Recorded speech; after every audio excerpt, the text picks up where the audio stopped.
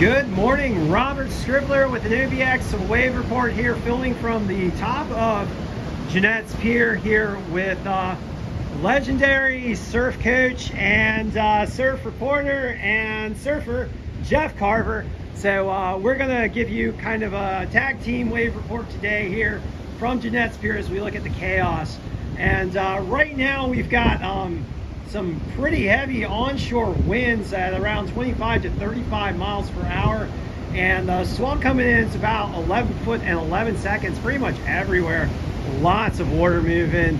All right, Jeff, take it away with your thoughts on what the hell is going on over here. So we definitely have a pretty significant victory at sea situation going on in the Outer Banks. Like Rob said, northeast winds at about 20 to 30. Those are forecasted to rotate more to the north, and there's some potential for later on this week to go northwest.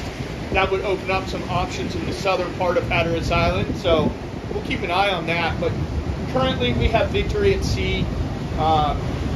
Wave heights ranging 5 to 8 foot with some bigger, 10, 11 foot on the bigger sets. Currently with these strong winds, it is blowing the tops of the waves over, as happens with strong onshore. So the size of the wave might look a little bit smaller than it actually is, but it's got a ton of power behind it with that 11 to 12 second period. Tomorrow, it is forecasted to spread out a little bit more at 13 seconds. So we'll see what happens with those north winds. There is some possibility that other areas open up for better potential for waves, but it's cold, water temp hovering in the 50s, and it's a really pretty sight to see. And props to the North Carolina Motor Department of Transportation for keeping the road open on Hatteras Island, because that really is a feat. Hell yeah, we were down there earlier and we saw these guys. They were like putting in some serious heroic effort to keep those roads open. Big question as to whether or not we're going to see those roads stay open this evening as we look toward a pretty gnarly incoming tide. Look at all this water moving around. Jeff's talking about victory at sea. Jeez, I mean, this totally looks like a film from like one of those old like war movies where you see the ships just bobbing around out there. And I mean, if anyone wants to go out and surf today, it's going to be a major battle. Make sure that you are highly skilled for dealing with serious conditions. I don't know, up and down the Outer Banks today on the East Face beaches, just mostly like this. And I don't know, what are your thoughts on a possible Frisco disco later on this week, Jeff? I mean, possible. There's some potential for Frisco to show some opportunities. As in any time you go down there with these strong northeast swell situations, you're going to deal with the current. So you'll be dealing with a very strong side shore current. So know your limits if you are going to send it. But it also, with these types of lows, it does open up southeast North Carolina, the Emerald Coast, Emerald Isle, Topsail, Surf City, because they'll get this swell and this wind to side offshore down there. So if you're jonesing, southeast North Carolina could be a really good call. So like Wilmington northward through Emerald Isle kind of region? Correct. Fantastic. So there you have it from Jeff Carver, legendary surfer here for like the past couple of decades. Did provide daily surf reports for a number of years, and also what I would say, I'm sure people would back me up on this, best surf coach on the East Coast over there at Real Water Sports. Great team down there at Real.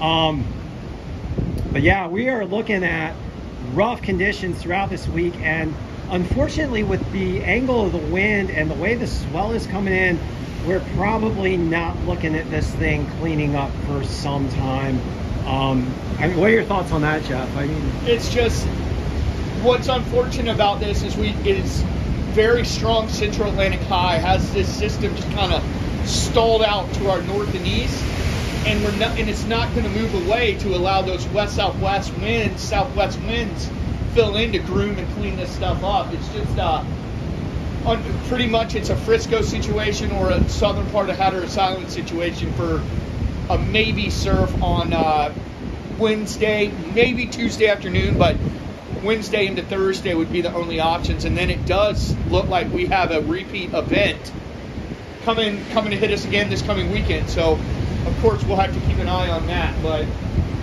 this is just one of those that the wind looks to slowly fall moderate onshore until the swell is gone and the next event comes. You know, the one good thing is that hopefully it'll start warming up, and that's always good to look forward to. yeah, we're right in the thick of it in March. March can be a really gnarly month. We can get like storm after storm after storm here in the Outer Banks with these coastal lows spinning up due to the warring temperature differentials as you know, winter moves into spring and summer, and we've got a lot of you know, cold air in one spot, cold water in one spot, warm air in one spot, warm water in one spot, and that's those are the ingredients, man. Yeah, that's like storm high octane, right? Those are the ingredients. All right. Well, so one other thing that we were talking about that I think you guys might want to hear Jeff talk about is the state of the sandbars. I mean, with these heavy onshore winds and heavy onshore swells, what do you think's going to happen to our sandbars? So we did a part of our surf school training at Real Water Sports is we will go out and kind of drive the Outer Banks and take a look at all the sandbars and see what we have going on. With we had a couple really decent sandbars starting to mature over the past 2 weeks, and then when you have a system like this, it typically will trough you out, and a trough is, you know, that deeper water from the shore to the first sandbar, and that's just not ideal surfing doesn't make for ideal surfing conditions. But on the other hand, typically these types of scenarios will offer intricate new areas that you can go surf if you put the effort in and you find it. So right now the sandbars are just absolutely taking a beating. It's breaking 400 yards out at the end of Jeanette's Pier, and all this is showing it's a pretty solid trough right on the inside, and then just wave after wave after wave coming in. So hopefully some key areas will get some sand thrown to them, but right now our bars are just getting absolutely battered. Yeah, say a prayer for your sandbar friends today. All right, so thanks for joining us for the wave report today. I'm gonna just give you guys a quick little rundown on what we expect. Today 6 to 12 foot and choppy. Tuesday also 6 to 12 foot choppy with a swell lengthening out a bit, and then on Wednesday getting a little smaller, 4 to 8 foot and choppy. Thursday 4 to 7 foot and choppy, and Friday 2 to 5 foot and choppy. So not much window for favorable conditions for surfing. Like Jeff said, if you're looking for good conditions, maybe head south, or if you're a super experienced surfer and want to brave some mess, you know, say a prayer and get ready for a freaking epic powwow. All right, any final words, Jeff? Everyone stay safe. Thinking of my mom on this day, and just it's good to be outside, get out, enjoy it, and hope to get back in the water soon. Hell yeah. Hope to see it soon, guys. Thanks for joining us, and we will be back with you shortly.